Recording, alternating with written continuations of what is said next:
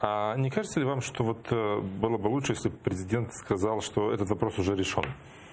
Ну, смотрите, я же говорю, что каждый человек на новой должности, он приобретает определенный опыт, и даже президент, может быть, не зная все обстоятельства, он не может сказать так, как нам хотелось бы. Но, как вы сказали, вселяет определенный оптимизм то, что он сегодня сказал.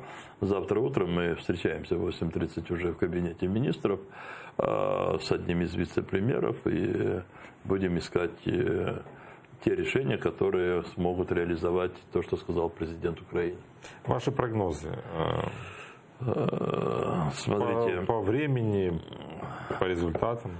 Давайте мы поработаем. Я, не то что осторожен в прогнозах, я вижу, Не до конца уверены? Я уверен, что все ищут, я вижу это, и я с ними сижу, и мы рассматриваем различные нормативные акты и тому подобное, но варианты решений, которые озвучиваются, мне, скажем так, не позволяют говорить, что это будет буквально считанные дни.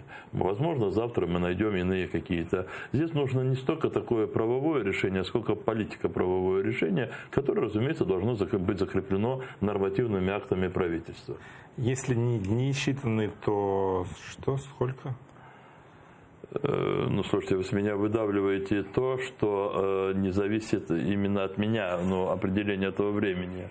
Давайте будем надеяться на то, что кратчайшие дни, кратчайшее время это исчисляется днями. Давайте из этого будем исходить.